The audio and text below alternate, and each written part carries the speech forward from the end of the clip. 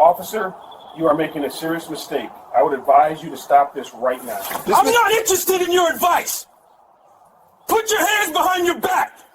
You're being detained for investigation of burglary.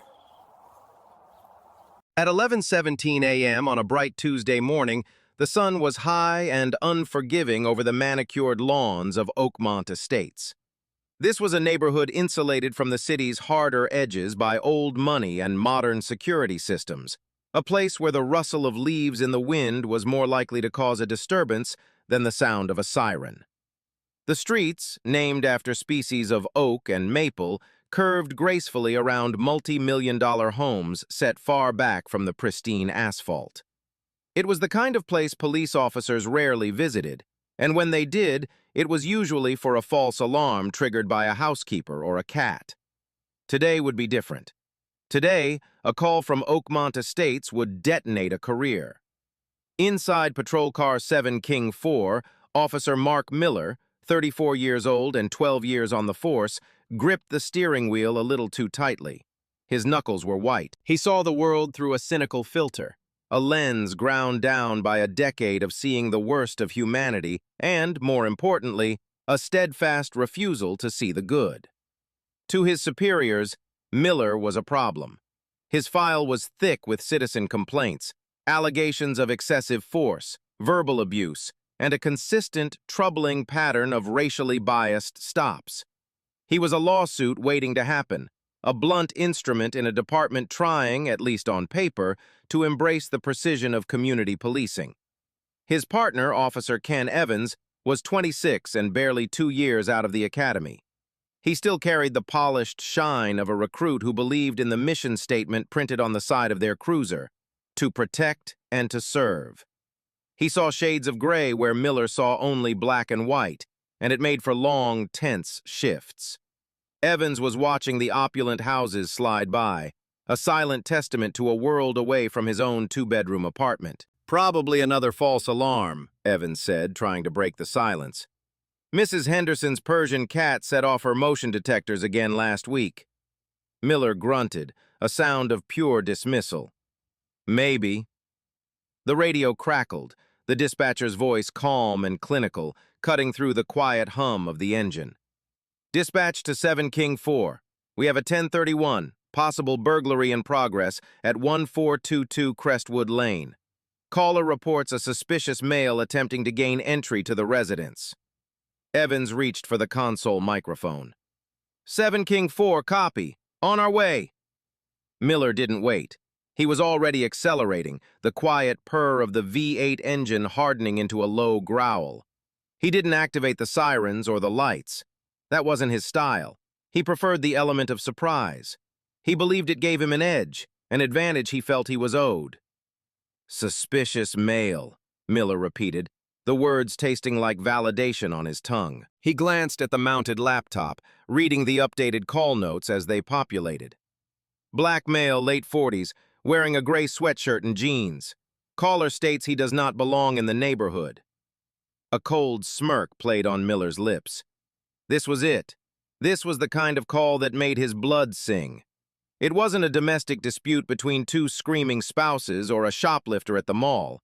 This was a clear-cut case, an intruder, a predator who had wandered from the concrete jungle into the sanctuary of the city's elite. In his mind, the man was already guilty. The hoodie, the address, the caller's fear, it all fit a narrative Miller had written for himself long ago, a story where he was the thin blue line protecting civilization from chaos. "Let's not jump to conclusions, Mark," Evans said, his voice cautious. He'd seen Miller get like this before. It was a coiled energy, a predatory focus that preceded every complaint in his file. Could be a contractor, a relative, a new homeowner. "New homeowner?" Miller scoffed, the sound sharp and derisive. "In Oakmont? Dressed like that? Not likely. These people don't move their own boxes, Ken. They hire people. And those people drive marked vans and wear uniforms. This guy fits the description of every B&E suspect we've had this year." The generalization was baseless, a statistical fiction created in the echo chamber of his own prejudice, but he delivered it as gospel. They turned onto Crestwood Lane, a street that looked more like a private country club driveway than a public road. The houses were even larger here, mansions with slate roofs and circular drives. Up ahead, Miller saw him. 1422 was a stately brick colonial, fronted by perfectly symmetrical hedges and a towering oak tree. And there, on the front porch, was a black man in a gray sweatshirt. He had his back to them, his shoulders slightly slumped as he fiddled with the front door lock. He appeared to be using a small piece of metal, maybe a credit card, trying to work the latch. To a neutral observer, the man's posture suggested frustration, not criminal intent. He looked like any homeowner who had accidentally locked himself out. But Mark Miller was not a neutral observer. He saw a burglar, caught in the act. He saw confirmation of everything he believed. He pulled the cruiser to an abrupt stop 50 feet from the curb, killing the engine. The sudden silence was absolute. "Stay in the car until I call for you," Miller commanded, his voice dropping to a low, authoritative growl. It wasn't a suggestion. It was an order that violated standard two-officer approach protocol. "Mark, we should approach together," Evans protested. "That's procedure." "I know the procedure," Miller snapped, already opening his door. His right hand was resting on the butt of his holstered Glock. "I also know how to handle a situation. You're the backup. You watch my back. Now stay put." Before Evans could argue further, Miller was out of the car, the door closing with a solid, final-sounding thud. He moved with a practiced, deliberate gait, his boots making no sound on the asphalt. He wasn't walking like an officer about to conduct a field interview. He was moving like a hunter closing in on his prey, completely unaware that the man he was about to confront held the power to not just end his hunt, but to end his entire world. The sun beat down, the birds sang, and Officer Mark Miller walked toward the single biggest mistake of his life. 10 minutes earlier, Brenda Walsh had been standing at the bay window of her immaculate living room, sipping her second cup of coffee.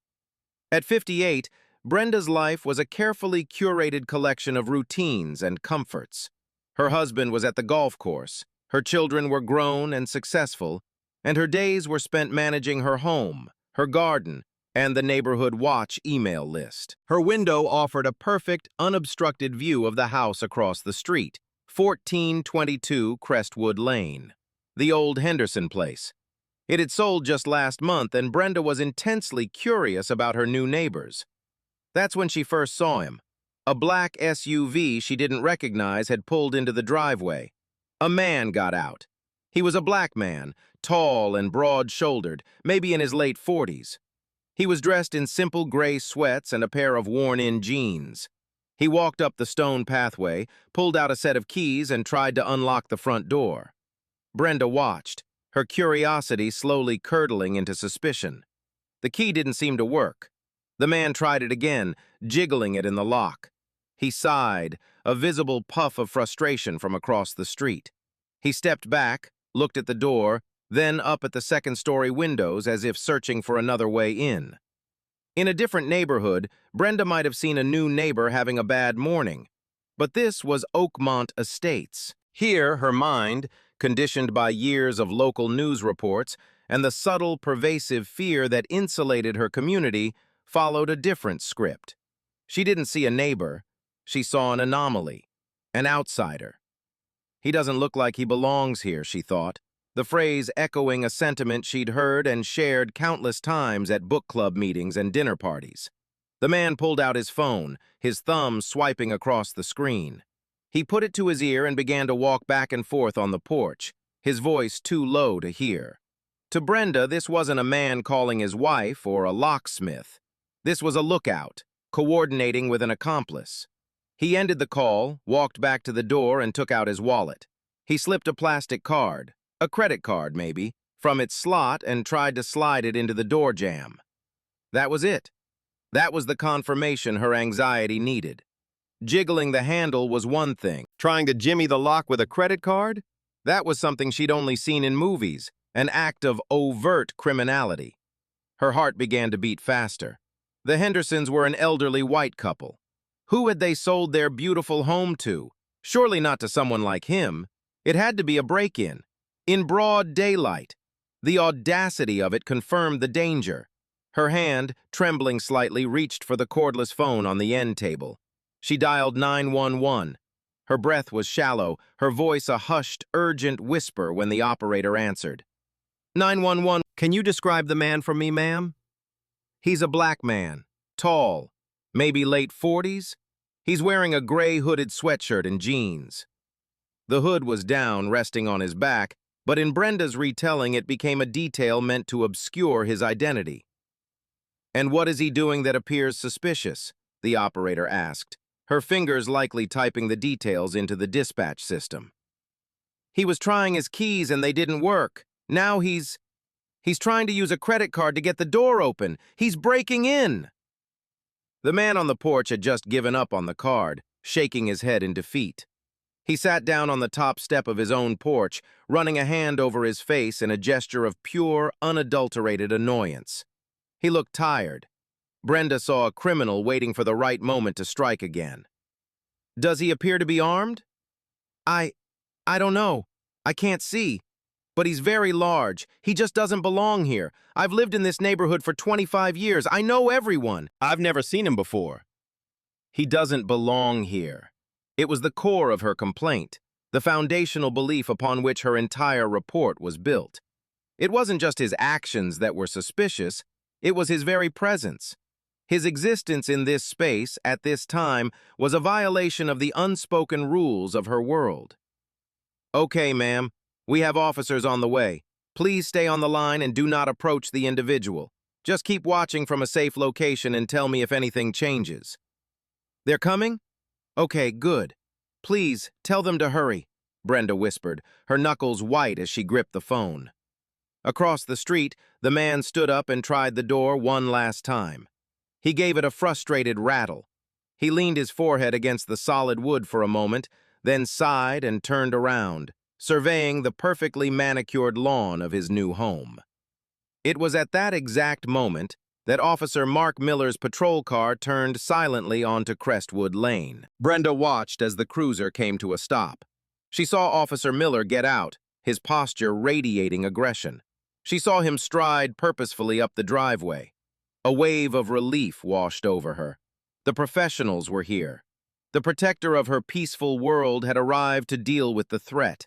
She had done the right thing. She had seen something, and she had said something.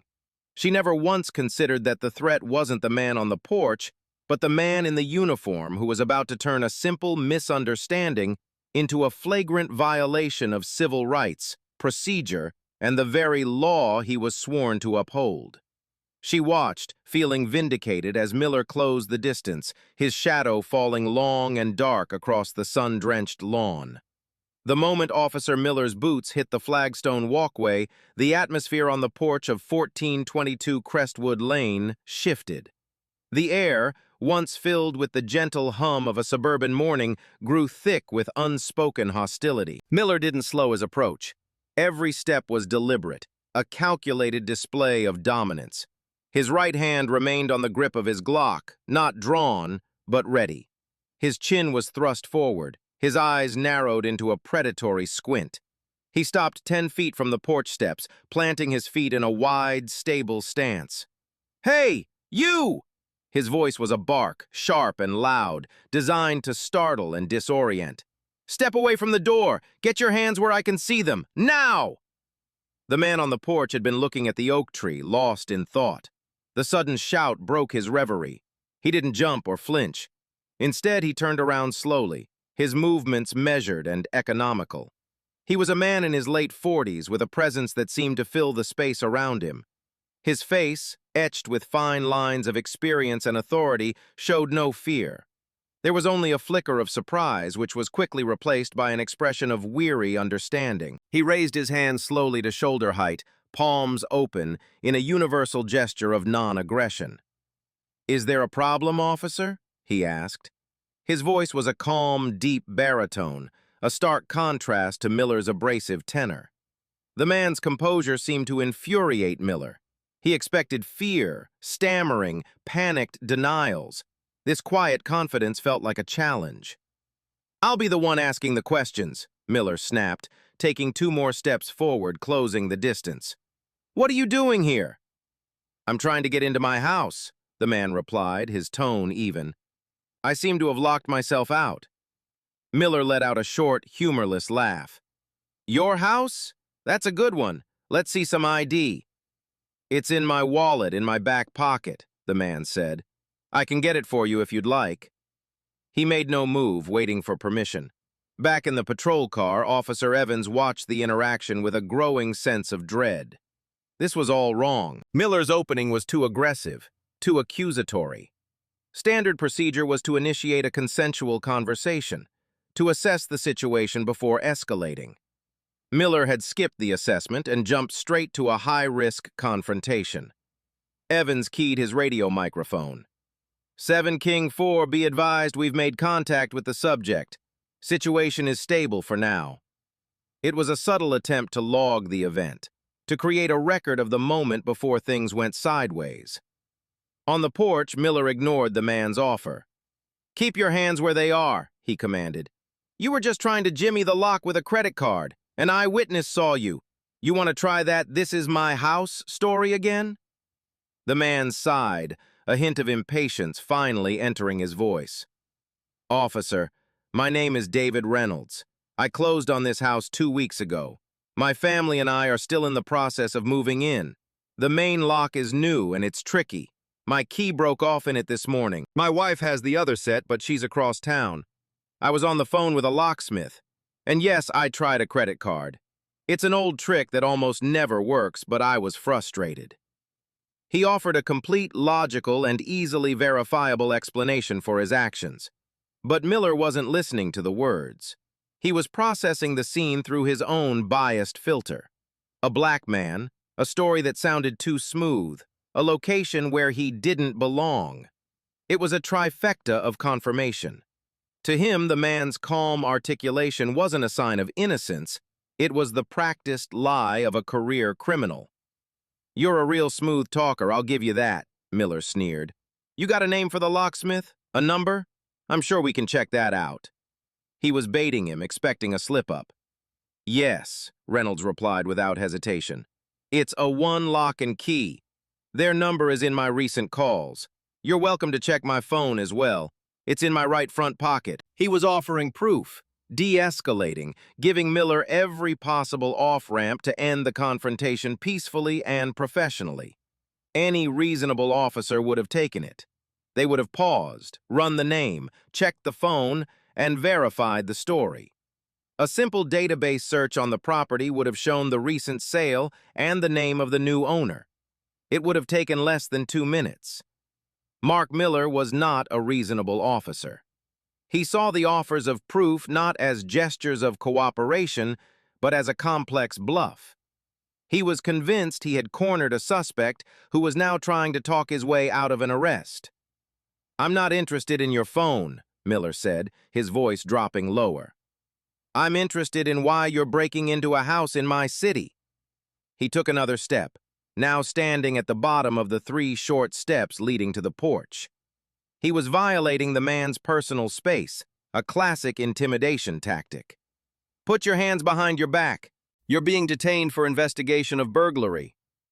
A line had been crossed. The situation was no longer a field interview. It was an arrest, made without probable cause, without investigation, and without a single shred of credible evidence. David Reynolds' expression hardened. The weary understanding was gone, replaced by a look of profound disappointment and cold resolve. "Officer," he said, his voice losing all warmth, "you are making a serious mistake. I would advise you to stop this right now, take a step back, and run my name." The quiet authority in his voice, the sheer command in his presence, should have been a red flag. It was the tone of a man who was not only used to being in charge, but who was also intimately familiar with the letter of the law. It was a final warning. Miller heard it only as defiance. "The only mistake here is you thinking you can tell me how to do my job," he spat back. He lunged up the steps, his hands reaching for Reynolds' arms. "You're done talking." The moment Officer Miller charged up the steps, the encounter passed the point of no return. The opportunity for dialogue, for verification, for professional policing evaporated in the humid morning air, replaced by the certainty of physical conflict. Miller's actions were a declaration that words had failed, not because they were ineffective, but because he had refused to listen to them. He had built a wall of prejudice and assumption, and now he was going to use force to prove that wall was justified. David Reynolds stood his ground. He was not a small man, and he possessed the quiet strength of someone who maintained a disciplined physical regimen. He didn't tense up or prepare to fight. Instead, he braced himself, his feet planted firmly on his own porch. He made a conscious decision not to resist, not to give Miller the excuse he was clearly looking for. He knew that in this scenario, any physical reaction from him would be twisted and used against him. It would be reframed as resisting arrest, the all-purpose justification for police brutality. His only defense was calm, steadfast compliance. "I am not resisting, officer," Reynolds stated clearly, his voice loud enough for the microphone on Miller's uniform to pick up. "But I am formally stating that you do not have my consent for this action. You are detaining me against my will and without probable cause." He was creating a verbal record, speaking not just to the officer in front of him, but to the inevitable legal proceedings that would follow. Miller ignored the statement. It was legal jargon to him, meaningless words from a criminal trying to sound smart. He grabbed Reynolds' left arm, twisting it behind his back with a practiced, painful efficiency. "I told you, you're done talking," he grunted, the effort straining his voice. "Turn around, face the door." The sheer force of Miller's momentum pushed Reynolds forward. His chest hit the solid oak of his front door with a heavy thud. The impact was jarring. It was a moment of profound indignity, to be physically assaulted on the threshold of one's own home by a man sworn to protect it. Through the wood, Reynolds could almost feel the quiet sanctuary of the house he had worked his entire life to afford, a space now being defiled by this baseless act of aggression. Inside the cruiser, Ken Evans swore under his breath and threw the car into park. This was it, the moment he had dreaded. Miller had gone physical. Protocol was shattered. Evans grabbed his radio. 7 King 4, we are going hands-on with the suspect, requesting a supervisor to our location. He didn't request backup. He specifically requested a supervisor. It was a signal, a plea for a senior officer to come and witness this disaster, to intervene. He knew that what was happening was indefensible. He threw his door open and started jogging toward the house, his mind racing. He was the backup officer. His job was to secure the scene and support his partner. But what was his duty when his partner was so clearly, so catastrophically in the wrong? The blue line, that unspoken code of silence and solidarity, demanded loyalty. But his conscience, and the law itself, demanded something else. By the time Evans reached the porch, Miller had Reynolds' left arm cuffed and was struggling with his right. Reynolds was not fighting back, but he was not making it easy either. He kept his arm rigid, forcing Miller to use his full body weight to try and wrench it behind his back. "Stop resisting!" Miller yelled, his voice strained. It was a lie, a performative shout for the benefit of any witnesses, for the body camera, for the report he would later write. He needed a justification for his use of force, so he was inventing one. "I am not resisting," Reynolds repeated, his voice tight with the effort of holding his position and absorbing the pain. "You are using excessive force. This is an unlawful arrest." The scene was a tableau of injustice. An innocent man, the new owner of one of the most expensive homes in the city, was being violently restrained on his own property. The officer, driven by a toxic cocktail of arrogance and prejudice, was deaf to reason, blind to the truth, and committed to a course of action that would have devastating consequences. Brenda Walsh was likely still watching from her window across the street, her biases being validated by the sight of the officer subduing the threat. The irony was crushing. The real threat on Crestwood Lane that morning wasn't the man in the gray sweatshirt. It was the man in the blue uniform. He was the one breaking the peace. He was the one committing a crime, a violation of civil rights under the color of law. but he held the badge, the gun, and the perceived authority of the state. In that moment, on that porch, his version of reality was the only one that seemed to matter. Evans arrived at the foot of the steps, his face pale.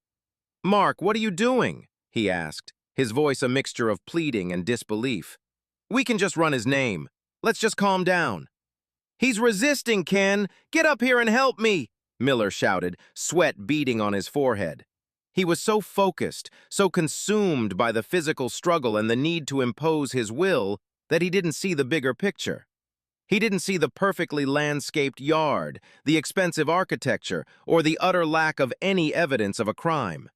He only saw a suspect who needed to be subdued. He was winning the physical battle, but he had already lost everything else. The click of the second handcuff would not be a sound of victory. It would be the sound of a guillotine blade falling on his career. With a final grunting exertion of force, Officer Miller won the struggle. He wrenched David Reynolds' right arm behind his back, the muscles in his own shoulders screaming with the effort. He brought the cold, serrated steel of the second handcuff around Reynolds' wrist, and with a series of sharp clicks, locked it into place. The sound was unnaturally loud in the quiet morning air. For Miller, it was the sound of control regained, of order imposed. He pushed Reynolds upright, his chest still flush against the front door, and began a rough, hasty pat-down. "You have the right to remain silent," Miller began, panting as he recited the Miranda warning. The words were rote, delivered without feeling or sincerity. They were just another box to check in the process of an arrest he already considered complete. "Anything you say can and will be used against you in a court of law." It was during this pat-down that the catalyst for Miller's downfall occurred. As his hand moved across Reynolds' back pocket, he felt the distinct, rectangular shape of a wallet. With an aggressive, almost contemptuous motion, he hooked his fingers into the pocket and yanked the wallet free. But his grip was clumsy, his movements fueled by adrenaline and anger. The wallet, a thick, well-worn bifold made of dark leather, slipped from his grasp. It didn't just drop. The upward momentum from Miller's pull sent it airborne for a fraction of a second. It spun in the air, a dark blur against the bright white of the doorframe, before beginning its descent. The wallet landed on the edge of the top step of the porch, teetered for a moment, and then tumbled end over end down the 3 short steps to the stone pathway below. It landed with a soft, slapping sound on the cool flagstone. The fall had a peculiar effect.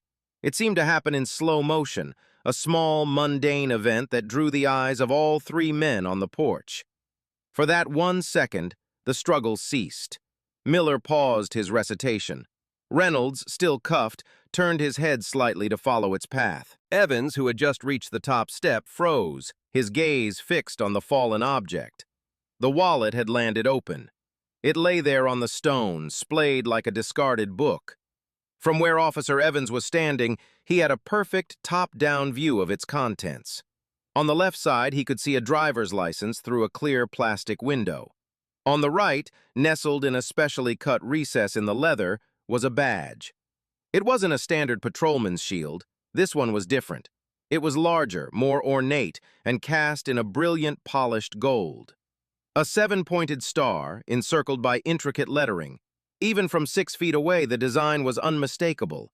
It was a chief's badge, and above it, in a separate cutout, was an identification card.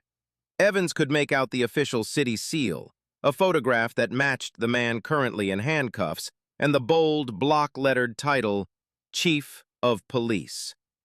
Time seemed to stop. The chirping of the birds, the distant hum of a lawnmower, the sound of his own breathing, it all faded away for Ken Evans. A wave of icy dread washed over him, so cold and so sudden that it felt like he had been plunged into freezing water. His brain struggled to process the information, to reconcile the impossible reality in front of him with the scene he had just witnessed. The man they had just slammed against a door, the man they had cuffed like a common criminal, the man his partner had verbally abused and accused of burglary, was their boss. Not just a sergeant or a lieutenant or a captain. He was the highest-ranking law enforcement officer in the entire city. Miller, his back partially to the wallet, hadn't seen it yet. He was still focused on his prisoner. "You have the right to an attorney. If you cannot afford an attorney, one will be appointed to you. Do you understand the rights I have just read to you?" he finished, his tone smug and triumphant.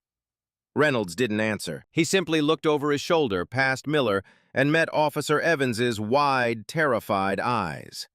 There was no anger in Reynolds's gaze. There was only a profound, bottomless sense of gravity. He knew what Evans had seen. He knew the moment of revelation had arrived. Evans couldn't speak. His mouth was dry, his throat tight. He could only lift a trembling hand and point. His fingers shook as he directed his partner's attention to the object on the ground, the small leather object that had just sealed their fate. "Mark," Evans finally managed to choke out, his voice a strangled whisper. "Mark, look." Miller, annoyed by the interruption and the lack of response from his suspect, turned his head. "Look at what?" he said, his voice dripping with impatience. He followed Evans's pointing finger. His eyes fell upon the wallet. He squinted, his brain not immediately registering what he was seeing. He saw the leather, the cards, the glint of gold. He took a half step back to get a better angle, and then he saw it. He saw the seven-pointed star. He saw the eagle perched atop it. He saw the bold, unmistakable words encircling the seal. The smug look of triumph on Officer Mark Miller's face dissolved. It did not fade. It shattered, instantly replaced by a mask of pure, unadulterated horror. His complexion went from flushed red to a sickly pale white in a matter of seconds. His jaw went slack. His eyes, which had been narrowed in suspicion just moments before, were now wide with dawning, catastrophic realization. He had not just arrested a citizen, he had arrested the chief. His career didn't just flash before his eyes. He watched it burn to ashes right there on the sun-drenched flagstone of the chief's own front porch. The silence that followed Officer Miller's realization was absolute. It was a heavy, crushing silence, more profound than any sound. For a few eternal seconds, the world seemed to hold its breath. The only movement was the slight tremble in Miller's hands as he stared at the golden badge lying open on the ground. The seven-pointed star seemed to mock him, its polished surface reflecting the clear blue sky, a sky that had, just minutes ago, represented a routine day on the job. Now it felt like an indifferent witness to his professional suicide. His mind, which had been running on a high-octane fuel of prejudice and adrenaline, seized up. The aggressive posture, the confident sneer, the aura of unquestionable authority, it all vanished, sucked into a vacuum of shock. He looked from the badge on the ground to the face of the man he had in handcuffs. He saw him now not as a suspect, not as an intruder, but as Chief David Reynolds. He recognized the face from the department-wide emails, from the press conferences on the news, from the official portrait that hung in the lobby of every precinct in the city. The new chief. The reform-minded, by-the-book chief who had been hired 6 months ago to clean up the department, to root out the very kind of behavior Miller himself had just so perfectly, so damningly demonstrated. "Oh, God," Miller whispered. The words were not a prayer, but a final, guttural admission of fate. His body, which had been tense and coiled for a fight, went limp. The strength seemed to drain out of him, leaving behind a hollow shell. He took an involuntary step backward, away from Chief Reynolds, as if proximity to the man he had just assaulted might somehow incriminate him further. The cuffs on Reynolds's wrists suddenly seemed like manacles on his own. Officer Evans was the first to break the paralysis. Spurred by a desperate, panicked need to do something, to somehow reverse the irreversible, he scrambled down the steps and snatched the wallet off the ground. He held it in his trembling hands, staring at the chief's ID card as if hoping it was a forgery, a hallucination. But it was real. The photograph was sharp, the seal was embossed, the signature was crisp. It was undeniably authentic. "Chief Reynolds?" Evans stammered, looking up at the man on the porch. "Sir, is that you?" The question was absurd. The evidence was in his hands, but his brain was still refusing to accept it. Chief Reynolds finally broke his silence. He didn't shout, he didn't curse, He simply spoke, and his voice, though quiet, carried the unmistakable weight of command. "Yes, officer, it is." He looked pointedly at the handcuffs digging into his wrists. "And I would appreciate it if your partner would remove these restraints. Now." The quiet command snapped Miller out of his stupor. A new kind of energy filled him, not the energy of aggression, but the frantic, clumsy energy of sheer panic. "Yes, sir. Of course, sir. Right away, sir," he stammered, fumbling at his belt for his handcuff key. His hands were shaking so badly that he dropped the key on the port. It skittered across the wood, coming to a stop near Reynolds' feet. Miller stared at the key, his face a mask of humiliation. He had to bend down, almost kneeling, to retrieve it in front of the man he had just arrested. The symbolism of the moment was lost on no one. He, the enforcer, was now in a position of supplication before his victim. He snatched the key and, with trembling fingers, finally managed to fit it into the lock of the first cuff. The click of the mechanism releasing was like a gunshot in the silent air. He quickly unlocked the second cuff. As soon as his hands were free, Chief Reynolds brought them around to his front, rubbing his wrists where the serrated steel had left angry red marks. He took a deep, steadying breath, his composure a stark and unnerving contrast to the two panicked officers before him. He was no longer just a victim. In an instant, he had transitioned back to being the chief of police. The crime scene was his. The officers were his. The entire catastrophic situation was now his to command. He looked at Miller. His eyes were cold and analytical, like a geologist examining a flawed specimen. He wasn't seeing a subordinate. He was seeing a problem that needed to be solved, a cancer that needed to be excised from his department. "Officer," he said, his voice flat and devoid of emotion, "what is your name and badge number?" Miller swallowed hard. His throat was bone dry. "Miller, sir. Mark Miller. Badge number 4821. "And you, officer?" Reynolds asked, turning his gaze to Evans, who was still standing frozen, holding the chief's wallet like a holy relic. "Evans, sir. Ken Evans. Badge 7119. "Officer Evans," the chief said, his tone softening almost imperceptibly. "Give me my wallet." Evans practically lunged forward, handing the wallet over with both hands, as if it were a fragile offering. Reynolds took it, checked that everything was there, and slid it into his back pocket. Then his attention returned, sharp and undivided, to Miller. "Officer Miller," the chief began, his voice dangerously quiet, "you just detained and assaulted a private citizen in his own home without cause, without verifying a single piece of information, and in direct violation of at least a dozen departmental protocols. You did this based on an anonymous call and your own assumptions. Is that an accurate summary of the last 10 minutes? Miller's face was ashen. He opened his mouth to speak, to explain, to apologize, to beg. But no words came out. What could he possibly say? How could he defend the indefensible, especially to the man who was both the victim of his actions and the ultimate arbiter of his fate? The silence stretched, thick with his guilt. It was at that moment that the first distant sound of sirens began to break the stillness of Oakmont Estates.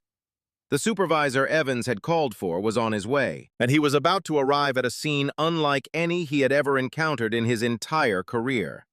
The sound of the approaching sirens grew steadily louder, slicing through the tranquil morning air of Oakmont Estates. For Officer Evans, it was the sound of a cavalry that was already too late. For Officer Miller, it was a funeral dirge for his career. And for Chief David Reynolds, it was the sound of the official process beginning, a process he knew would be meticulous, painful, and absolutely necessary. A single patrol car, a sergeant's vehicle, was the first to arrive. It came around the gentle curve of Crestwood Lane and slowed as the driver, Sergeant Frank Wallace, took in the scene. He saw 7 King 4 parked haphazardly by the curb. He saw 2 of his officers standing on the porch of the Henderson place, and he saw a tall black man in civilian clothes who seemed to be, inexplicably, in charge. Wallace, a 20-year veteran with a weary but sharp eye for trouble, knew instantly that this was no ordinary call. He had expected a simple burglary report, maybe an arrest to supervise. What he found was a tableau of deep, unreadable tension. He parked his car, killed the siren, and got out. As he walked up the driveway, another 2 patrol cars, the backup that had been dispatched as a matter of routine for any in-progress felony, pulled up behind him. 4 more officers emerged, their faces a mixture of curiosity and readiness. They saw their colleagues, they saw the unknown civilian, and they instinctively fanned out, creating a loose perimeter. They were responding to a burglary call, and as far as they knew, the man in the sweatshirt could still be a threat. Sergeant Wallace stopped at the foot of the porch steps, his gaze sweeping over his officers. He saw the sheer terror in Evans's eyes. He saw the ghost-white, sweat-sheened face of Mark Miller, an officer he already knew as a departmental liability. Then he looked at the civilian. He didn't recognize him at first. He just saw a man who carried himself with an unshakable air of authority. "What's the situation here, Miller?" Wallace asked, his voice the gravelly baritone of a man who had seen it all. Before Miller could formulate an answer, Chief Reynolds spoke. "I have the situation under control, Sergeant." Wallace's eyes snapped back to Reynolds. The man knew his rank, and he used a tone that wasn't just confident, it was the tone of a superior officer. A flicker of recognition sparked in Wallace's mind. He'd seen the face before, in a department-wide memo on the city's news channel. The new chief. A cold knot formed in the pit of his stomach. It couldn't be. "Sir," Wallace began, his voice suddenly cautious. "I'm Sergeant Wallace. Could you please identify yourself?" Reynolds held his gaze. "I'm Chief David Reynolds, and this," he said, gesturing to the stately brick home behind him, "is my house." The words hit the assembled officers like a physical blow. A collective, stunned silence fell over the group. You could hear the audible intake of breath from one of the younger officers. They looked at each other, their faces a canvas of disbelief and dawning horror. They looked at Miller, then back at the chief. The pieces of the puzzle clicked into place with sickening clarity. A suspicious person call, Miller's reputation, a wrongful arrest, and the victim was the one man in the city you could not possibly make that mistake with. It was a career-ending, department-shaking catastrophe. Sergeant Wallace felt the blood drain from his face. He looked at Miller, and for the first time in his long career, he was truly speechless. He saw the whole sordid incident play out in his mind's eye. The biased call, Miller's hot-headed response, the inevitable escalation. It was a disaster he had always feared Miller would cause, and it had finally happened in the most spectacular way imaginable. "Oh, hell," one of the backup officers muttered under his breath, perfectly summarizing the sentiment of every person in a uniform. The humiliation was palpable. It hung in the air, thick and suffocating. Miller stood there, a pariah in his own uniform, the subject of his colleagues' horrified stares. He had just committed the ultimate professional sin, and he had done it in front of an audience. There was no hiding this, no sweeping it under the rug, no rephrasing it in a carefully worded report. The evidence was standing right in front of them, rubbing the red marks on his wrists. Chief Reynolds let the silence hang for a moment longer, allowing the full weight of the situation to settle on every officer present. He wanted them to see this.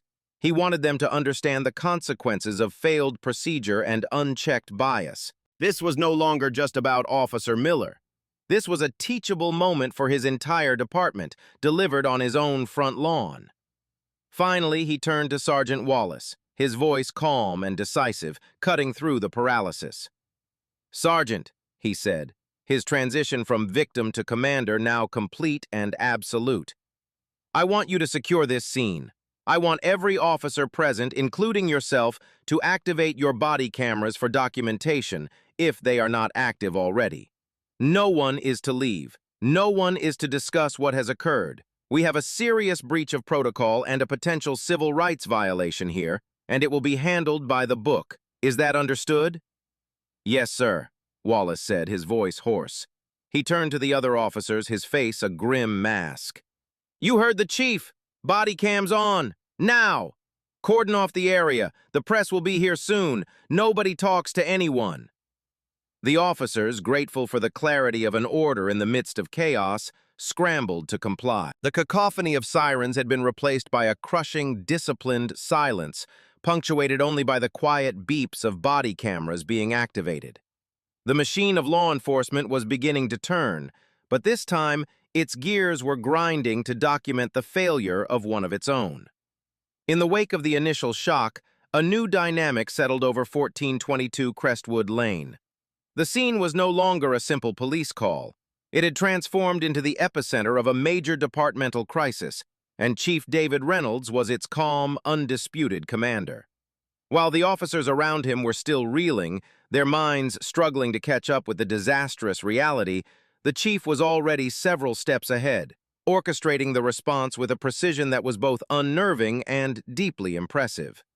He stood on his porch, not as a man who had just been assaulted and humiliated, but as an executive taking control of a critical incident. His personal feelings, the anger, the frustration, the sting of indignity, were compartmentalized, locked away behind a wall of professional duty.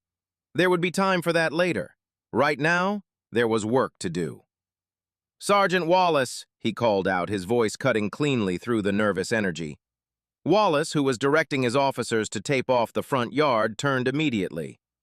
"Sir, I want you to get a statement from the 911 caller," the chief instructed. "I want to know the name, the address, and the exact verbatim reason for the call. I want to know what suspicious activity was reported. Get a copy of the audio recording. I want it on my desk by the end of the day." "Yes, sir," Wallace replied, already motioning for another officer to take over the taping. He knew what the chief was doing. He was starting the evidence chain, beginning at the source, the phone call that had set this whole catastrophe in motion. Next, Reynolds turned his attention to the two officers at the heart of the storm. "Officer Evans," he said. Evans, who had been standing near the cruiser looking lost, flinched as if he'd been struck. "Step over here, please." Evans walked toward the porch like a man walking to his own execution. He stopped at the bottom of the steps, his eyes fixed on the ground. "Sir." "Officer," Reynolds said, his tone analytical, not accusatory. "I want you to tell me everything that happened from the moment you received the dispatch call until now. Tell me what was said in the car. Tell me what you observed.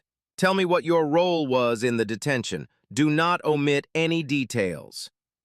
He was giving Evans a chance to give his own account, to separate himself from Miller's actions. It was a test of the rookie's integrity. Evans looked up, his eyes meeting the chief's. He saw no malice there, only an expectation of the truth. He began to speak, his voice low and shaky at first, but growing steadier as he recounted the events, detailing Miller's dismissive attitude, his refusal to wait for backup, and his immediate escalation at the scene. While Evans spoke, Chief Reynolds looked at Officer Miller. Miller was standing alone, isolated in a circle of his own making. His colleagues, who would normally have gathered around to offer support or quiet counsel, kept their distance. They looked at him with a mixture of pity and contempt. He had crossed a line, violated the trust not only of the public, but of his own department, and in doing so, had made himself an outcast. He was no longer one of them.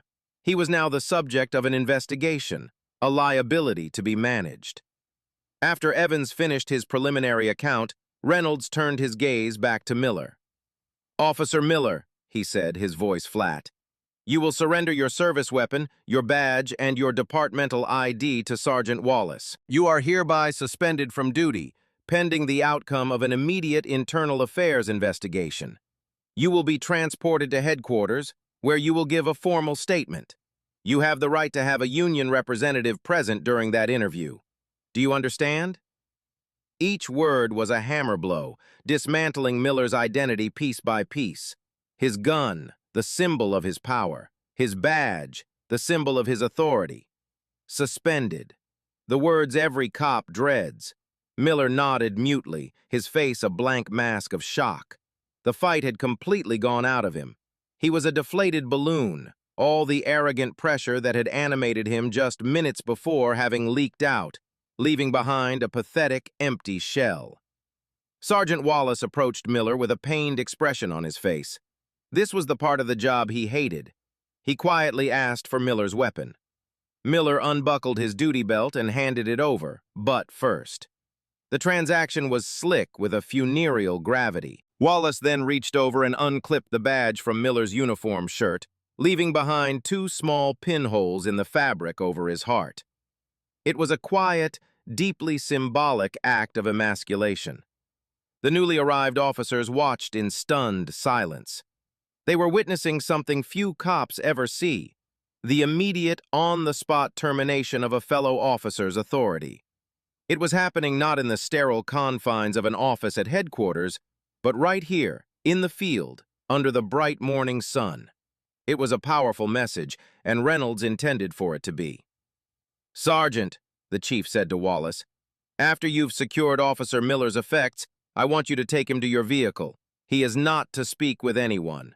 Officer Evans will ride with another unit. I want them separated. The Professional Standards Bureau is on its way. This scene, my porch, is to be photographed and documented as if it were a crime scene, because that's exactly what it is." He had reframed the entire event. This was no longer just a procedural error. He was classifying it as a crime, an assault, an unlawful imprisonment, committed by one of his own officers. The calm, decisive way he issued his orders left no room for ambiguity. He was not just cleaning up a mess, he was building a case. And the primary target of that case was the man now standing, disarmed and disgraced, in the middle of his own ruined career. With Officer Miller disarmed and effectively stripped of his authority, a strange and meticulous new phase of the incident began. Under the direct command of the chief, the front yard of 1422 Crestwood Lane was no longer just a piece of prime real estate. It was now an official crime scene. The irony was thick enough to taste. The blue and white tape that usually cordoned off the site of a burglary or an assault was now being used to preserve evidence of a crime committed by the very people sent to prevent them. Sergeant Wallace, his face a grim mask of professionalism, took charge of the details. He was a good supervisor, a man who believed in procedure, and he was going to follow it to the letter, no matter how uncomfortable the circumstances. "Harris, you start the log," he barked at one of the younger officers. "Everyone who enters or leaves this perimeter, name and badge number. Time in, time out. No exceptions." He then approached Chief Reynolds. "Sir, with your permission, I'll need to have forensics come out to photograph the scene. The door, the porch, the walkway where your wallet fell." "Do it, Sergeant," Reynolds replied, his voice betraying no emotion. "I want everything documented. Every scuff mark on that door. I want close-ups of the marks on my wrists. I want the body camera footage from every officer here downloaded and submitted into evidence before the end of this shift. Nothing gets lost. Nothing gets misplaced." Wallace nodded, pulling out his radio to make the call. Speaking to dispatch, he had to choose his words carefully. "Dispatch, this is Sergeant Wallace at the Crestwood incident. I need a forensics unit on site for evidence processing.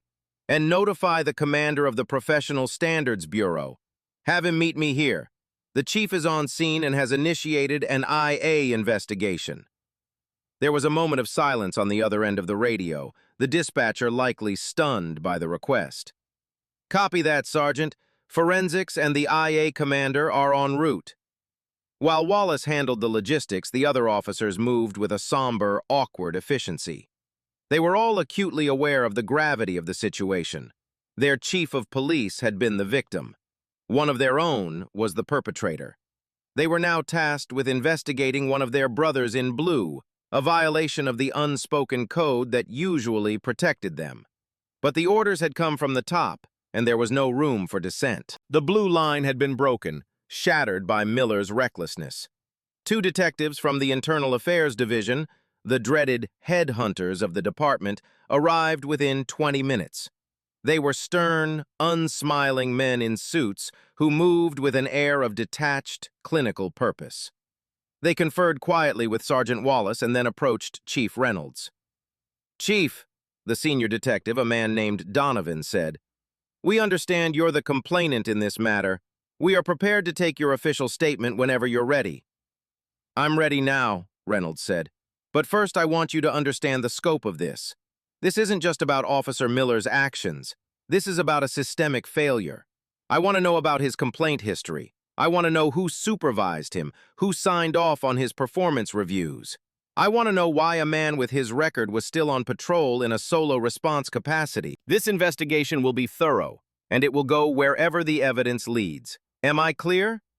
Crystal clear, Chief, Donovan replied, his expression unreadable. The forensics van pulled up, and a team of technicians in polo shirts began to unload their equipment. They set up tripods, took out cameras with powerful zoom lenses, and began the slow, methodical process of capturing every angle of the scene. They photographed the front door, focusing on the smudges where Reynolds' body had been pressed against it. They took photos of the stone steps, the flagstone path, and the exact spot where the wallet had landed. It was a surreal spectacle for the residents of Oakmont Estates, who began to peer from behind their curtains, their curiosity piqued by the growing police presence. Brenda Walsh watched from her window, a knot of confusion and fear tightening in her stomach. This was much more than she had expected. Sergeant Wallace's final and perhaps most difficult task was to formally process his own officer. He walked over to Miller, who was now sitting on the rear bumper of Wallace's cruiser, his head in his hands. He looked small and defeated. "Mark," Wallace said, his voice softer now, "we have to go. The IA detectives are going to take your statement downtown." Miller looked up, his eyes red-rimmed and hollow. "Frank, I swear I didn't know. I thought he was a burglar. He fit the description." Wallace cut him off, shaking his head sadly. "It doesn't matter what you thought, Mark. It matters what you did. You didn't follow procedure. You didn't verify. You went hands-on with a man who was telling you he lived here, a man who was offering you proof. There's no excuse for that. You know it, and I know it." He sighed, the sound heavy with the weight of years of seeing good cops and bad ones. "Let's go. It's better to get this over with." He placed a hand on Miller's shoulder, not in comfort, but to guide him into the back of the patrol car. As Miller was placed in the back seat, the same seat where he had put countless suspects over the years, he looked out the window at the chief. Chief Reynolds was standing on his porch, watching the proceedings with an unreadable expression. He wasn't gloating. He wasn't angry. He looked like a surgeon who had just performed a difficult but necessary amputation. The scene was now secure, but the contamination wasn't physical. It was a stain on the badge, a deep wound in the department's credibility, and it would take more than photographs and evidence logs to clean it up. The narrative shifts. It moves from the sun-drenched, chaotic scene on Crestwood Lane to the cool, sterile quiet of a video playback room in the Professional Standards Bureau. The room is small and windowless, painted a drab, institutional beige. The only light comes from a large monitor on the wall. In the room sit 3 people. I, a Detective Donovan, a senior deputy district attorney, and Chief David Reynolds himself. He is there not as the chief, but as the victim and primary witness. He insisted. He needed to see the objective record to ensure the unvarnished truth was the foundation of everything that came next. On the screen, the world is viewed through a shaky, wide-angle lens. This is the world according to Officer Mark Miller's body camera. The timestamp in the corner reads 11:18:32 a.m. The audio is crystal clear. Sound of a car door slamming shut.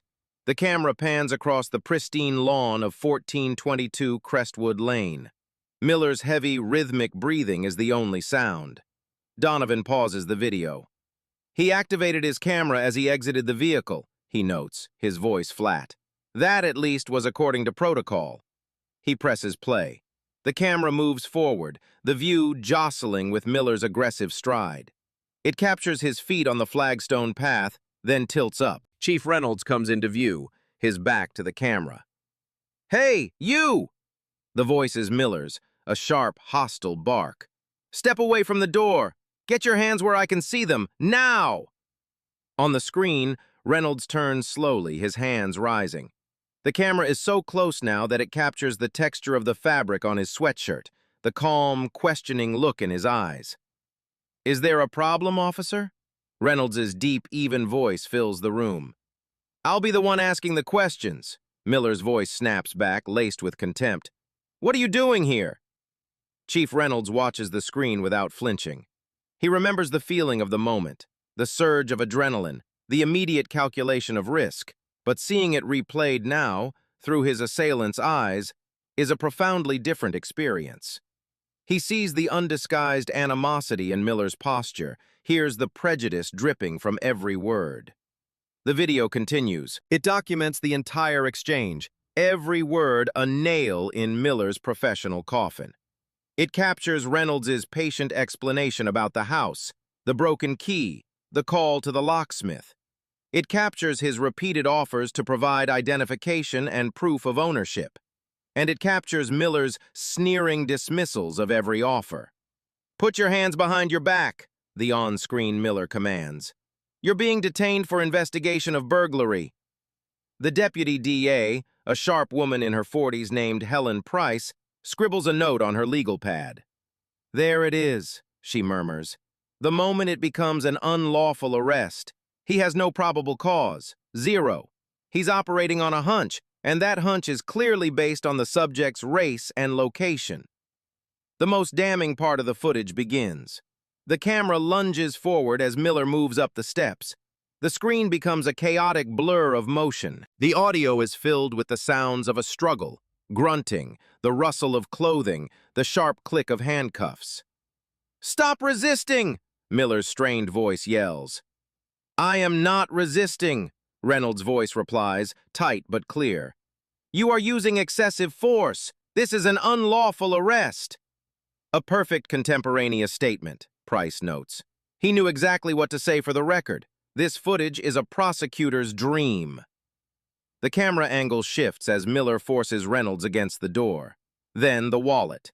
The unblinking lens captures it all perfectly. Miller yanking it from the pocket, the fumble, the wallet spinning through the air and tumbling down the steps. The camera pans down, following it, and then zooms in slightly. The gold badge fills the screen, gleaming under the bright sun. Donovan pauses the video again. "And that," he says, his voice dry, "is the ball game." A heavy silence fills the room. The image on the screen, the chief's own shield lying on the ground next to his identification, is a symbol of such profound institutional failure that it transcends the actions of a single officer. They watch the rest of the footage in near silence. They see the horror dawn on Miller's face. They hear Evans's strangled whisper. They witness Miller's frantic, clumsy attempt to uncuff the chief, his stammered apologies. And they hear the chief's first, calm, authoritative orders as he takes command of the scene. The camera keeps rolling, documenting the arrival of Sergeant Wallace, the disarming of Miller, the securing of the scene. It is a complete and irrefutable record of a disaster, from its biased inception to its humiliating conclusion. Finally, the footage ends. The screen goes black. Detective Donovan turns on the lights in the small room. "We also have the footage from Officer Evans's camera, and from all the responding officers," Donovan says. "They corroborate everything we just saw. Evans's camera in particular, from his perspective in the car, shows Miller's intent from the very beginning. He also logs the request for a supervisor before any physical altercation, which shows he knew the situation was being mishandled." Deputy D.A. Price closes her notepad. She looks at Chief Reynolds, her expression a mixture of professional respect and personal sympathy. "Chief, based on this footage alone, we have enough for a grand jury indictment. This is a textbook case of deprivation of rights under color of law. It's clean, it's unambiguous, and the evidence is unimpeachable." Chief Reynolds nods slowly, his face grim. He had known what the cameras had recorded, but seeing it, hearing it, had solidified his resolve. This could not be handled with a simple firing. A message had to be sent. A line had to be drawn so clearly and so publicly that no officer would ever dare to cross it in the same way again. "I agree," he says, his voice steady. "Proceed with the indictment. Officer Miller made a choice this morning. He chose to let his prejudice override his training. He chose to use force instead of reason. He chose to violate his oath. Now, he will face the consequences of those choices, not just in a departmental hearing, but in a court of law." The unblinking eye of the camera had done its job. Now, the blind eye of justice would have its turn. Mark Miller sat at a small metal table in the center of a windowless room. The walls were a pale, sickly green, the kind of color chosen to be completely unmemorable. A single dark camera lens stared down at him from the corner of the ceiling. He had been in rooms like this before, but always on the other side of the table. He had been the one asking the questions, the one in control. Now, he was the subject, the suspect. He was in civilian clothes. His uniform, the source of his identity and power for the last 12 years, had been taken from him. He felt naked, exposed. His union representative, a tired, overweight ex-detective named Herb, sat beside him, looking more bored than concerned. Herb had seen this play out 100 times. He knew a losing hand when he saw one. The door opened and Detective Donovan entered, followed by another IA detective. They didn't offer a handshake. They didn't offer a cup of coffee. They sat down opposite Miller, placed a thin file folder on the table, and set a digital audio recorder between them. "This is Detective Donovan, Professional Standards Bureau," he said, his voice a monotone. "Interview with Officer Mark Miller regarding the incident on May 23rd at 1422 Crestwood Lane. Also present are Detective Rodriguez and Union Representative Herb Kowalski. The time is 14:30. Officer Miller, are you prepared to give a statement?" Miller looked at Herb, who gave a slight, non-committal shrug. "My client will answer your questions," Herb said. Donovan opened the file. It was mostly empty, containing only a few sheets of paper. It was a bluff, meant to make Miller think they had less than they did. In reality, the mountain of evidence against him was already overwhelming. "Officer Miller," Donovan began, "walk me through the dispatch call. What information were you given?"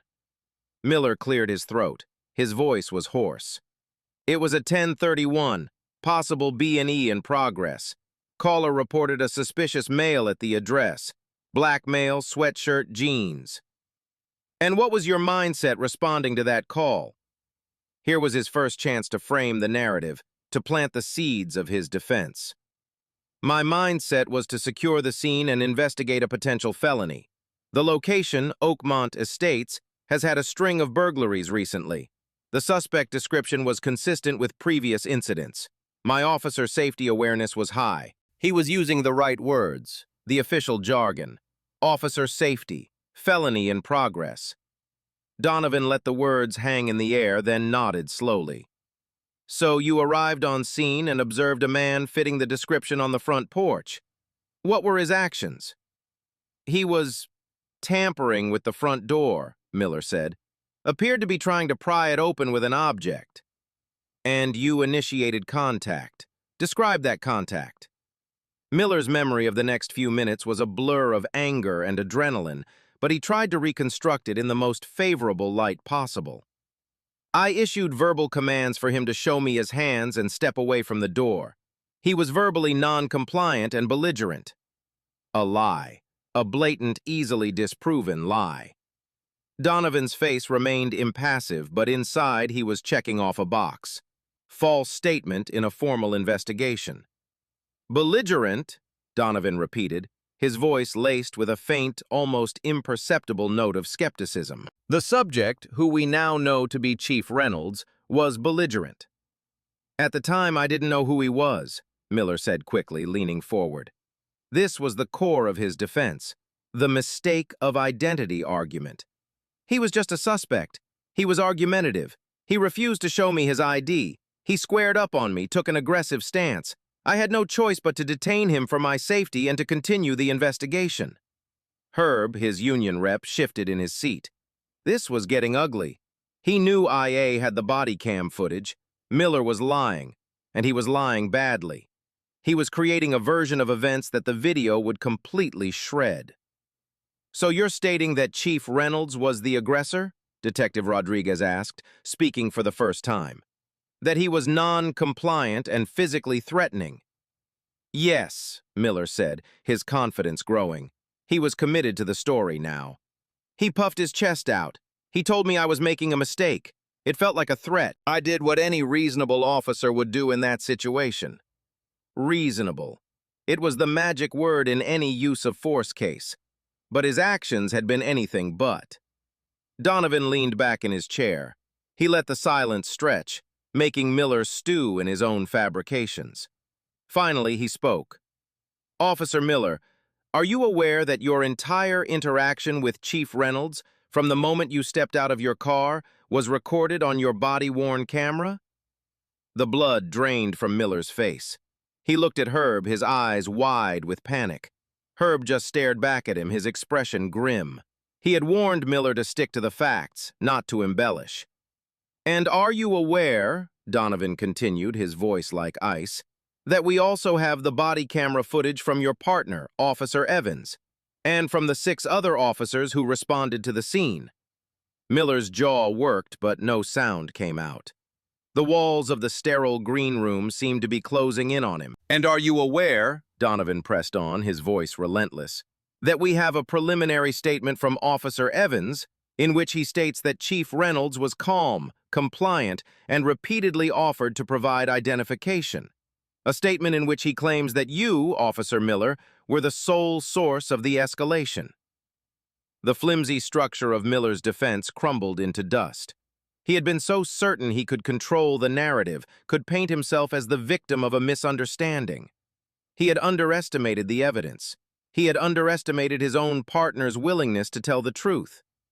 My client has nothing further to say at this time, Herb Kowalski said suddenly, his voice flat and tired. He stood up. We are terminating this interview. Donovan nodded. As you wish. He didn't need anything more. He had what he wanted. He had a series of direct, provably false statements made during a formal internal investigation. That alone was a fireable offense. Added to the mountain of other evidence, it was devastating.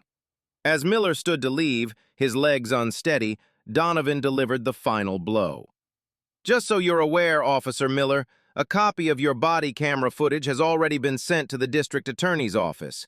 You should expect to hear from them. Miller froze, his hand on the doorknob. The DA's office. This wasn't just about his job anymore, this was about his freedom. For the first time, the full, crushing weight of what he had done settled upon him. He hadn't just made a mistake, he had committed a crime. And the cold, objective eye of his own camera was going to be the star witness for the prosecution. While Mark Miller was self-destructing in an IA interview room, his partner was facing his own moment of truth. Officer Ken Evans sat in a different office, 1 floor up. It was a captain's office, loaned out for the interview. It had a window, and Evans found himself staring out at the cityscape, trying to avoid looking at the 2 men sitting across the desk from him.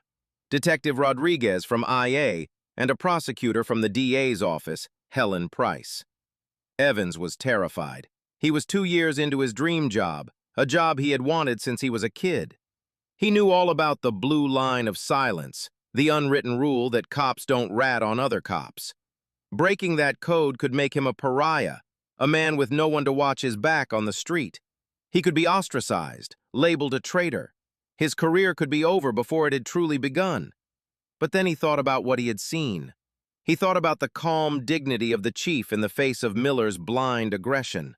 He thought about the injustice of it, the sheer, unadulterated wrongness of cuffing a man on his own porch simply because his skin color didn't match the neighborhood's demographics. He thought about the oath he had taken, an oath to uphold the Constitution, not to protect a fellow officer's bad behavior.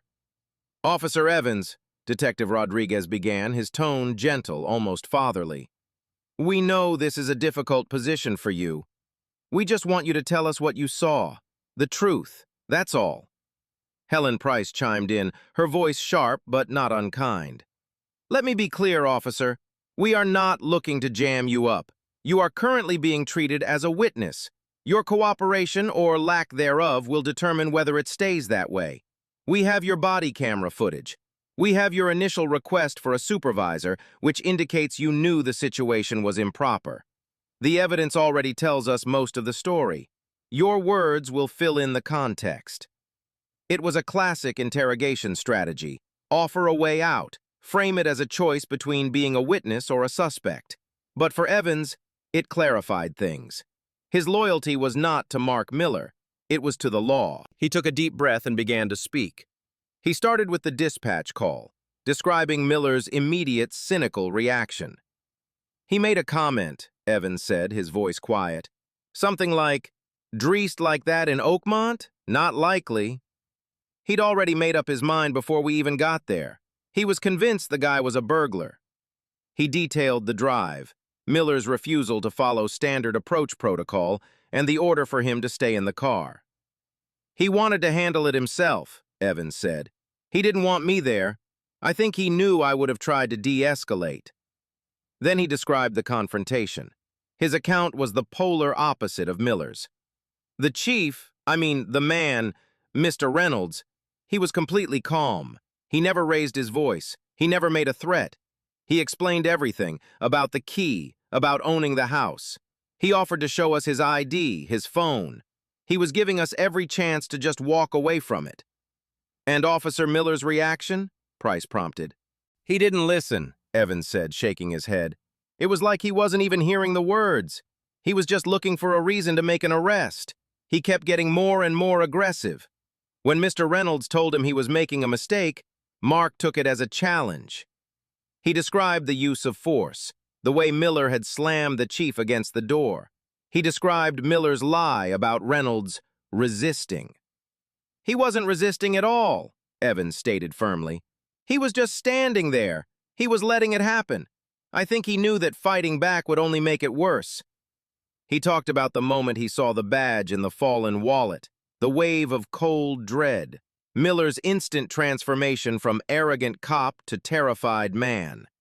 His statement was a systematic demolition of every lie Miller had told just one floor below.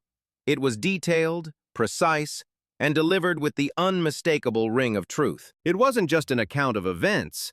It was a damning indictment of his partner's character and prejudice. When he finished, there was a long silence in the room. Helen Price looked at Detective Rodriguez and gave a slight, almost imperceptible nod. This was it. This was the testimony that would seal the case. The body camera footage was the objective evidence, but Evans's statement provided the human context, the proof of Miller's intent.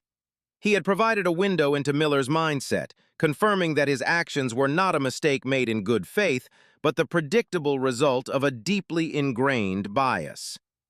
"Thank you, Officer Evans," Price said finally. "You did the right thing today."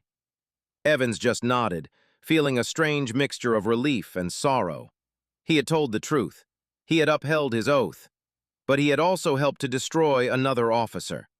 He knew that in the eyes of some of his colleagues, he would be a rat. But as he looked out the window again at the city he had sworn to protect, he felt a deeper, more profound sense of peace. The law wasn't just for the people they arrested. It was for everyone. It had to be. And sometimes protecting it meant policing their own. His partner's career was over, but Ken Evans's was just beginning, founded on a bedrock of integrity that had been tested by fire and had not broken.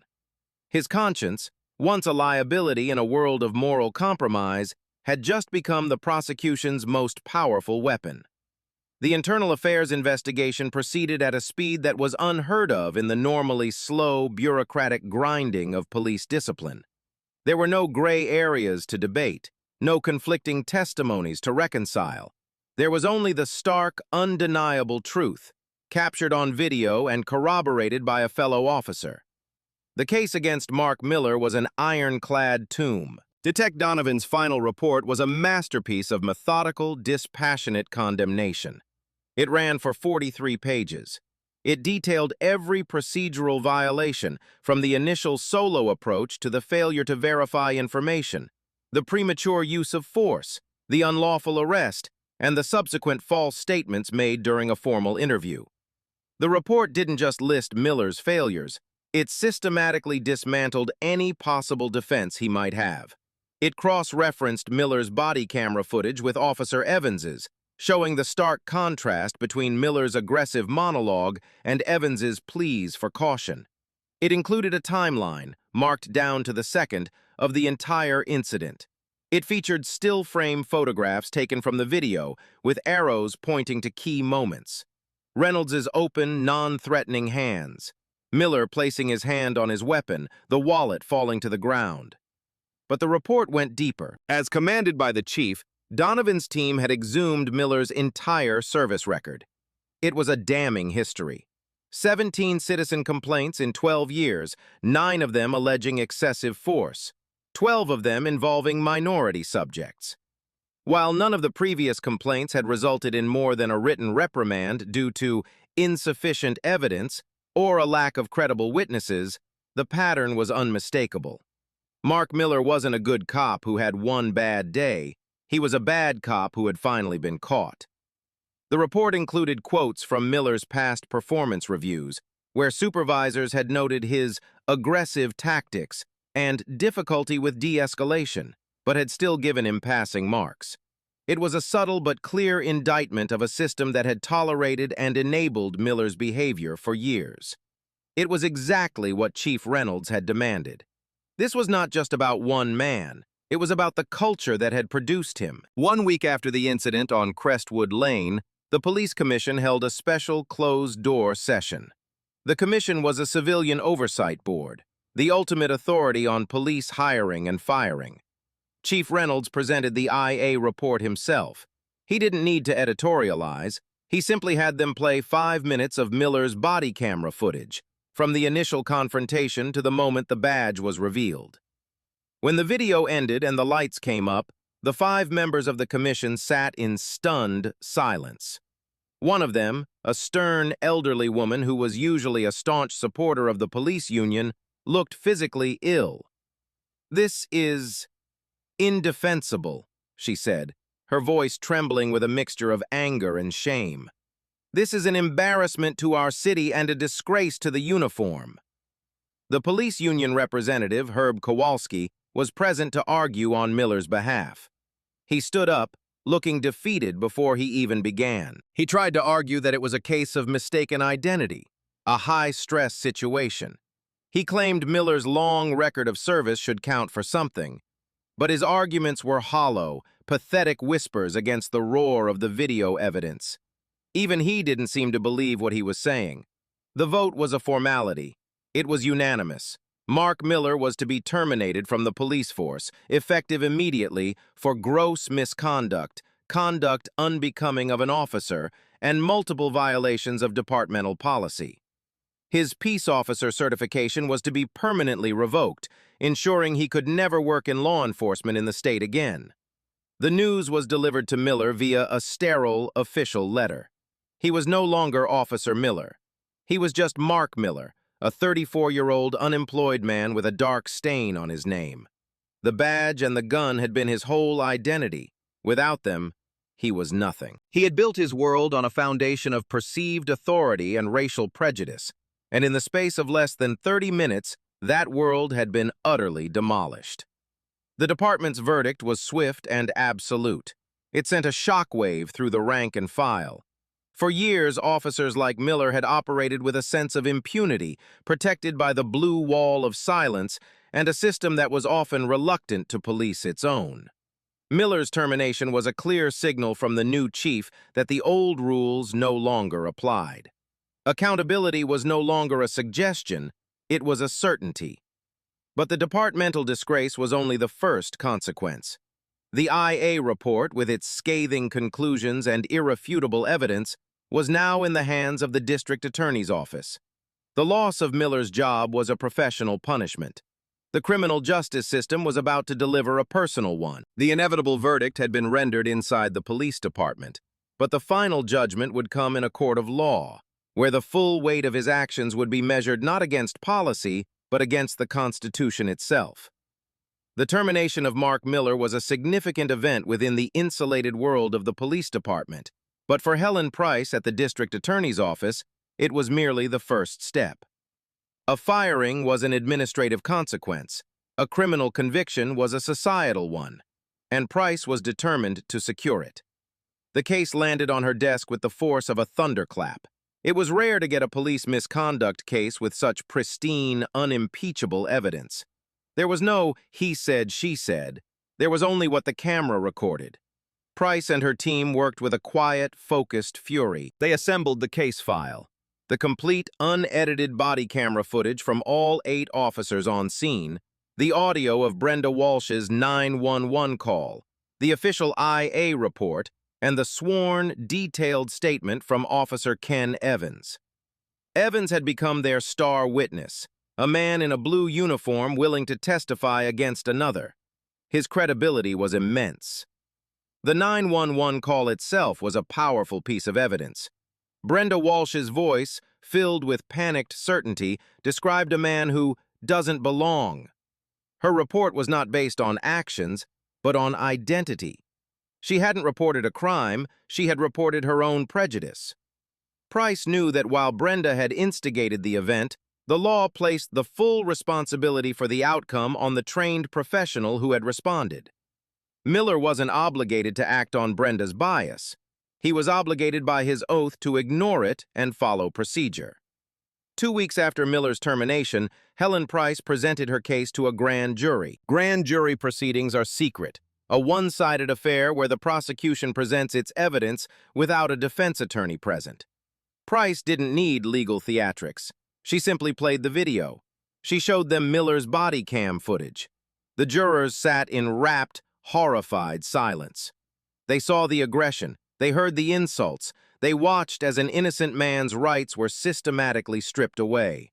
They saw Miller's hand grabbing Reynolds, the shove against the door, the cold finality of the handcuffs.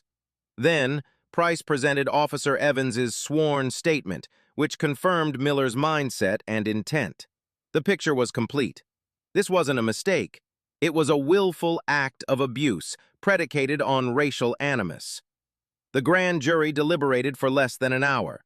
They returned what is known as a true bill. They voted to indict the now former officer, Mark Miller, on 2 criminal counts: deprivation of rights under color of law, a federal offense that had been handed over to the state for prosecution under an equivalent statute, and assault in the 3rd degree. The indictment was unsealed the next morning. The news broke like a dam. For the first time, Mark Miller was publicly named. He was no longer an anonymous officer under investigation. He was a criminal defendant. The press descended on the courthouse. Chief Reynolds, who had remained silent since the incident, held a press conference. He stood at a podium flanked by the mayor and Helen Price. He looked tired but resolute. "Today, the justice system has taken a critical step forward," he began, his voice steady. "The indictment of former officer Mark Miller is not a cause for celebration. It is a moment of profound sadness for our department and our city. It represents a failure of our standards and a violation of the public's trust. However, it is also a promise. It is a promise that we will not tolerate abuse of power. We will not hide from our failings. We will hold ourselves accountable to the same laws we are sworn to enforce. No one is above the law, especially not those who wear a badge." The legal battle had just begun. Miller hired a defense attorney, a bulldog known for his aggressive defense of police officers. The attorney immediately went to the press, claiming Miller was a scapegoat, a dedicated officer being sacrificed for political reasons. He argued that the chief, as the victim, was exerting undue influence on the prosecution. But Helen Price was prepared for that. "The evidence speaks for itself," she told reporters, her voice sharp and confident. "This case is not about politics. It's about the actions recorded on Mr. Miller's own body camera. We will present that evidence in court, and we are confident that a jury of his peers will see it for what it is, a criminal act."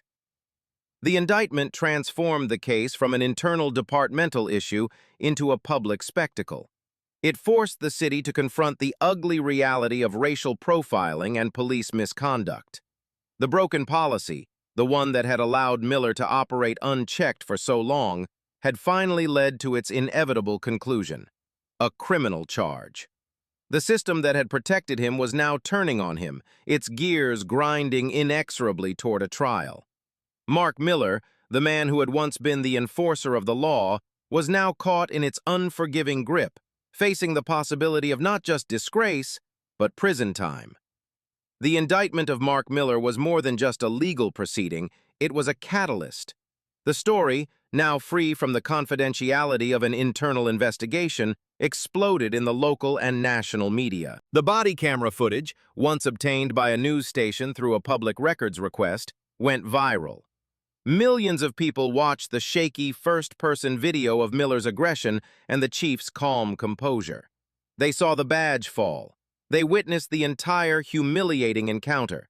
The incident at 1422 Crestwood Lane was no longer a local story. It became a national symbol of the debate over policing and race in America. The city was forced to look in the mirror, and it did not like what it saw.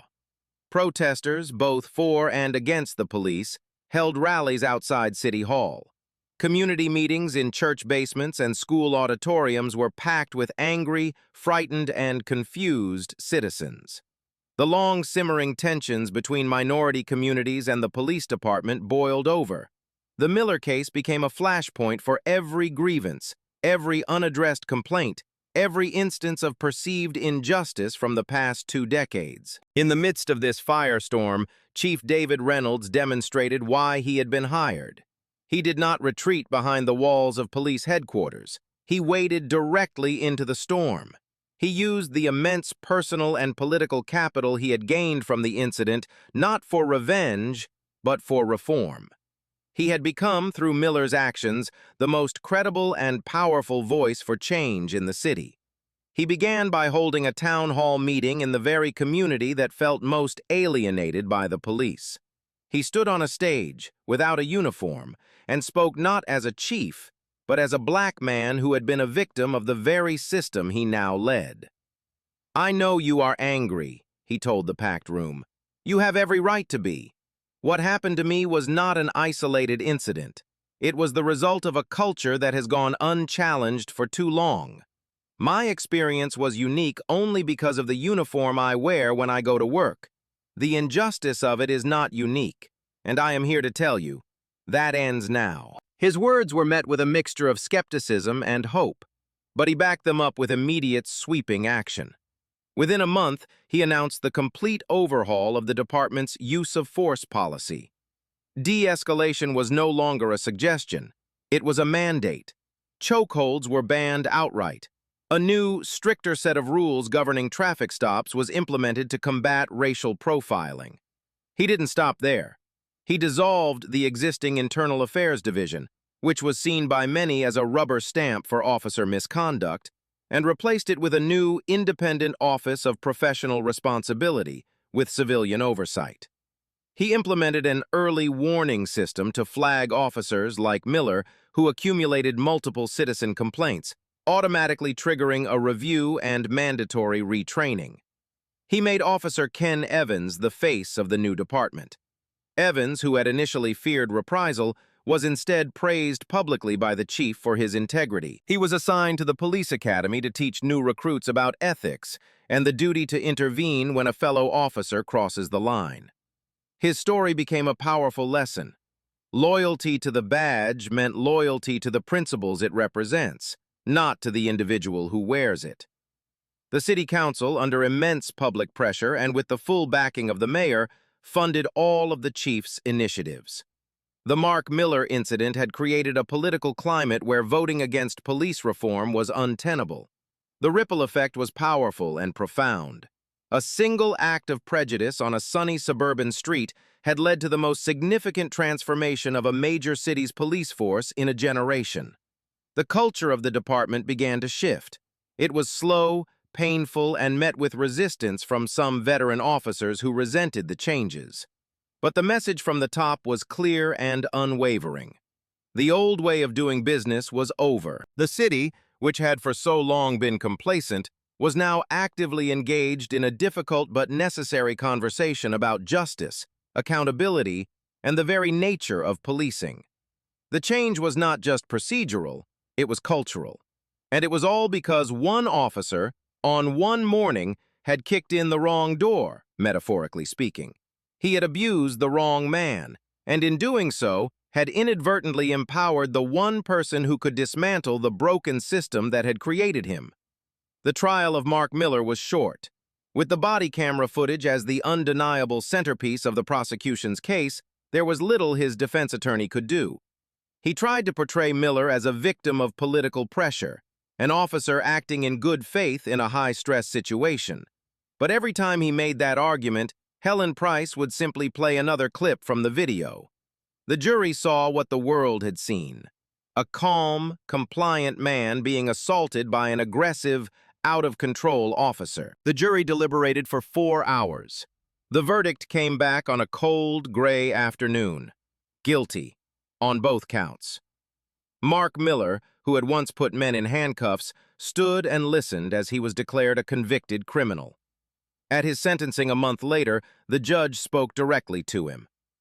"You were entrusted with great power and authority," the judge said, his voice stern, "and you abused that trust in the most fundamental way. You judged a man not by his actions, but by the color of his skin. You did not protect and serve, you intimidated and assaulted. You have stained the honor of the badge you once wore." He sentenced Miller to 18 months in state prison, a light sentence by some standards, but the fact that a police officer was going to jail for an on-duty crime sent a powerful message. With the legal proceedings concluded, a quiet finally settled over the city. Chief Reynolds continued his work, implementing his reforms with a steady hand. Officer Evans thrived as an instructor at the academy, his story a cautionary tale and an inspiration. The department was changing, slowly but surely. The price of prejudice had been Miller's career and his freedom. The path to accountability had been paved with his disgrace. But the scars of the incident remained, a reminder of how fragile justice can be. The quiet that settles after a storm is a time for reflection. It's in these moments we can truly examine the wreckage and understand the forces that caused it. What twisted a man like Mark Miller into a vessel of such casual cruelty? It wasn't a single event, but a slow corrosion of character. Perhaps it began with a genuine desire to fight crime, a desire that soured over years of exposure to the worst of society. He likely developed a cynical shorthand, a way of sorting the world into good guys and bad guys to make his difficult job simpler. And in a society where racial biases are deeply embedded, that shorthand almost inevitably follows racial lines. He saw a black man in a white neighborhood, and his mind, lazy and prejudiced, filled in the rest of the story with a villain he had pre-written. He wasn't just enforcing the law, he was enforcing his own worldview.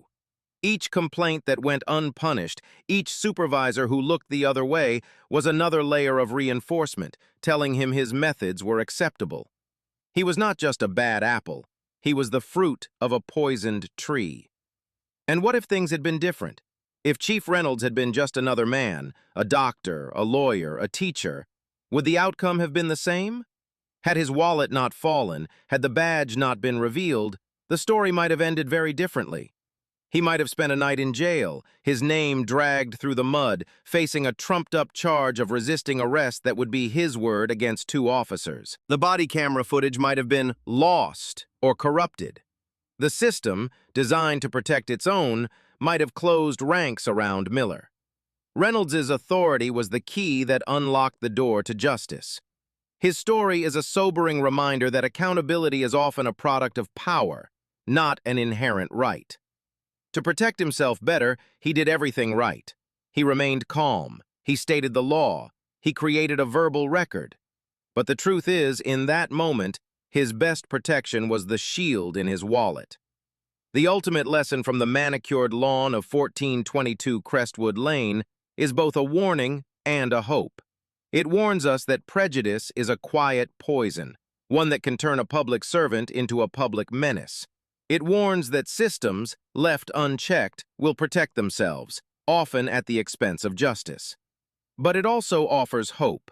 It shows that evidence matters, that a camera can be a more powerful weapon than a gun. It shows that one person's integrity, the integrity of a rookie like Ken Evans, can be the fulcrum upon which a whole system can be moved. And it shows that leadership, true leadership, has the power to turn a moment of personal violation into a catalyst for profound, lasting change. Rights are not self-enforcing. They must be defended, demanded, and when necessary, fought for with irrefutable proof. What do you think is the single most important factor that allowed justice to be served in this story? Was it the camera, the badge, or the rookie's conscience? And how can we build a system where justice doesn't depend on the victim being the chief of police? Let me know your thoughts in the comments below, and if you believe stories like this matter, please consider subscribing.